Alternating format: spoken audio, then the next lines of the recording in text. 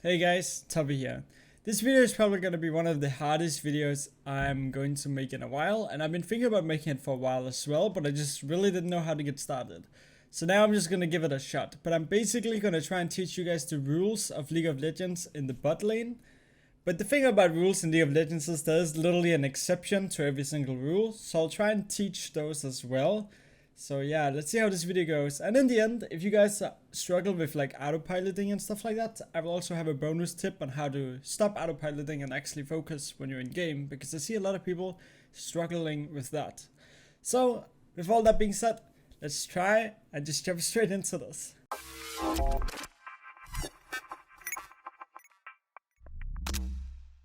Let's cover the first 3 minutes of the game. So the first thing I always do in game is cover for my jungle to prevent us from getting invaded. From there on, I either go leash or I go for early game prio if my jungler is starting on the opposite side. While leashing, I make sure to check if the enemy bot lane and enemy top lane is missing. If both of them are missing, it usually means that one of them are cheesing, which means I won't walk up in lane until I spot the enemy bot lane, in case they're hiding in the bush and trying to get that early first blood. Meanwhile, if only one side is missing, that usually means that's the side that is leashing for the jungler. And this becomes super important because as soon as I have that information, I can decide whether or not I'm allowed to play aggressive at the 3-minute mark. This is what I call the golden 3-minute rule, and I also talked about it in previous videos. If enemy jungler started top side, that means he will be bot side around the 3-minute mark. Meanwhile, if he started bot side, he would be top side around the 3-minute mark. With this knowledge, I now know whether or not I can play aggressive at the 3-minute mark. This is often a place people get caught on, even in master elos. So simply, if the enemy jungler starts bot side and path to top, you can play super aggressive without having to worry about the jungler coming down, which means you can keep denying the enemy bot CS or hard poke them under the tower.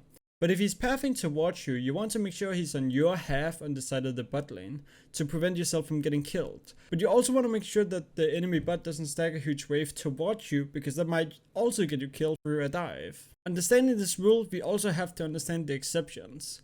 So rarely, but sometimes, if the enemy team has like a Shaco, a Nunu or Jarvan, or even like a Twitch jungler, they might start the bot side and then come directly to bot after red buff. That means you aren't safe at all before the 3 minutes, even though they started bot side, because they won't be pathing to top side always.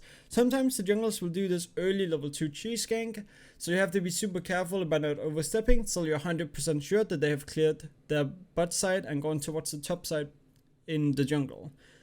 Not a lot of junglers do this, but it's just something you have to be aware of, because it is an exception to the rule usually. So I know this could be a lot of information at once, which is why I decided to do my little animation while I'm explaining everything, to kind of give you guys a visual understanding of how it all works.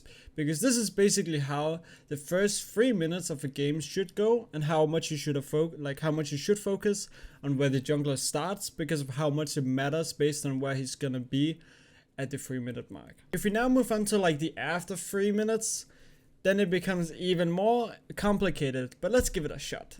So after the first few minutes, it can be a bit confusing on where the enemy jungler is if he hasn't ganked anyone yet. If he started bot side and hasn't shown for a top lane gank within the first 4 minutes and 30 seconds, he most likely have already reset and pathed towards bot side again, considering that's his only camps available, since his top side is the last thing he cleared, which means they're still down. Meanwhile, if he started top side, he would most likely be back up there. You get the point. This is how you track the enemy jungler within the first 5 minutes of the game. So from there on, you kind of have to be ready on the minimap. Every time the enemy jungler shows, especially mid lane, it's super important to notice what side he goes to after ganking the lane, because that determines whether you can play aggressive or not. And also to mention that if he is top side, you can just play super aggressive and you don't have to worry about the jungler, but you might still have to worry about the mid laner or like a teleport, but you don't have to worry about the jungler. That's kind of the point. So basically what we covered here is that your wave states and how aggressive you play is often determined by the enemy jungler. But once again, there's an exception. If you realize that the enemy jungler went bot side jungle after a mid lane gank, but also may have your jungler in bot side, you could possibly call your jungler down to counter gank in lane if you think he's going to gank your lane. Or you could ping that you want to go into river to try and collapse on the enemy jungler with your jungler. It really depends on if you believe you can win the fight. Another thing that's worth noticing is the fact that it also can be an option if both junglers are pathing towards bot side, meaning they will contest the scuttle. So if you can achieve prio in the bot lane for this without overextending in lane, you will be the first one in bot lane to rotate with your support into river, securing the scuttle for your jungler. Here you guys really have to look at mid lane states as well though. If your mid is hard losing while the enemy mid is healthy, it might not matter that you're first to rotate, simply because the enemy team can outnumber you if the enemy bot lane decides to roam too. And actually, I played a game just earlier today where this exactly happened, where I actually made the wrong choice and I decided to roam into river to help my jungler, and then I realized too late, oh shit, my mid laner was a Kassadin and he's not level 6 yet, so he was basically useless and therefore we became outnumbered. So I'll show this clip here. Okay, we're gonna fucking come. You better. Our mid lane doesn't have prio, we're so doomed.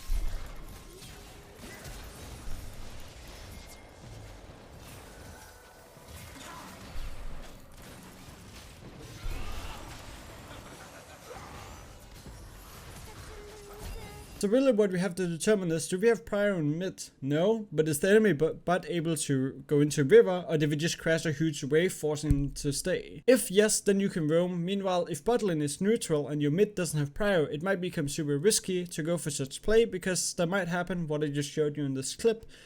So these are all decisions you just have to evaluate before rotating into river. And this sounds like a lot, I know, and even like myself sometimes make the wrong choice, but really you just have to try and make some decisions and see how they go, and then you have to learn from that.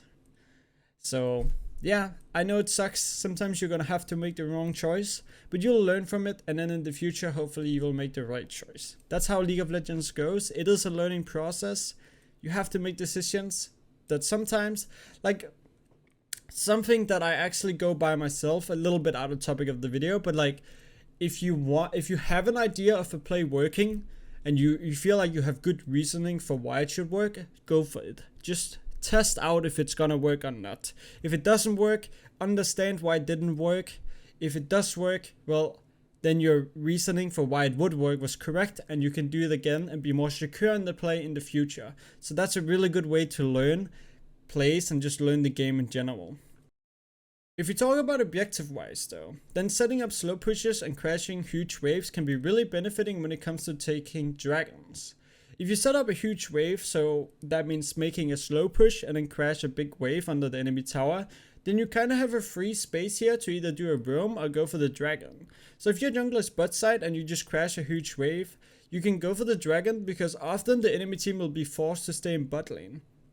And if they decide to leave the two waves, they have to be 100% sure that they'll win this fight in the dragon, because if they lose it, they're gonna lose 2 waves of XP and gold minimum, depending on how big your slow push generated in minions, which will actually damage them so much in the lane. Therefore, often most bot laners won't do this, and therefore I would say it's relatively safe to just go for the dragon. But let's say they actually do go for it. Well, all you have to do really is just leave the dragon, and you don't have to really risk anything, because they just lost 2 waves. So all you can do is back out, or you can fight them if you feel like you're going to win the fight, and you pretty much win the game from there, most likely.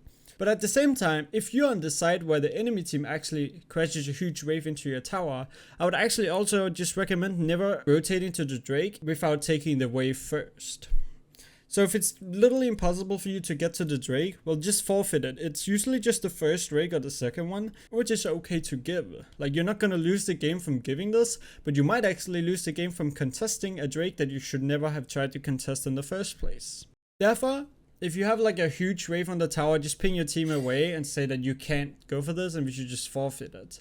But if you're 100% sure that you'll win this fight with your team, then I would still go for it, because then it pretty much goes even in gold and you get the dragon. But it's only if you're like literally 100% sure, not 99%, but 100% sure you're going to win this fight and get the dragon. Otherwise, it's just not worth it. So I did promise you guys a tip on how to stay focused and stop autopiloting, and this might help for some, and it might not be helpful at all for some others. But what I do basically is I ask myself a lot of questions throughout the game constantly. So I'll keep being like, where's the enemy jungler? And then I'll think, oh, I just saw him mid lane and he went topside, so he's topside right now. So I kind of stay engaged in the game like that. And then I'm like, well, when he's top side, I can actually look for a dive or something in bot lane. Or it could also be questions like, okay, so there's a neutral wave coming in right now. My jungler is pathing towards bot lane. Should I be pushing here, or should I just be slow pushing? Or should I just try and let them push into me so he can possibly gank me when he comes bot side? So it's kind of just constantly doing questions around the game that have an impact. And then constantly just question myself, like, what should I be doing here? What can I be doing here? Where is the enemy jungler? Where's the enemy mid laner? And that's really just how I stay engaged in the game. It's pretty simple, I know, but it helped me a lot. And it's also like, just, you know, some people have this thing, like I've talked to a few people I coach where they have this thing of a video that says like a sound, like a beep or something, every 5 seconds, and that's where they look in the minimap. And that's also a way to prevent yourself from autopiloting. Here I just ask myself a lot of questions, and then, you know, like every time I ask myself where's the enemy jungler, I'll look in the minimap, and then I'll be, oh, he's top side, so we can do something bot lane right now. Yeah, I hope that'll help some of you guys. I hope you guys enjoyed this video. I feel like there's still a lot more to explain in bot lane. This was basically just all around the jungle, but there's also a lot to wave states. I've done a few videos on that already, but I feel like I can go even more in depth. So if you guys want more videos like this, please let me know down in the comments, because they take a really, really long time to make. And yeah, I hope you guys enjoyed it. And please, if you have any constructive criticism or something you just completely disagree with, feel free to let me know down in the comments, because when I make these videos, I am truly just trying to improve at the game myself as well. So it's not just for you guys to improve, it's also for myself to improve at both editing and being better at League of Legends. So yeah, I hope you guys enjoyed the video. Hopefully I'll see you guys in one of my streams. If you're interested in coaching, there's a link down in the description. Peace out, guys. Much love.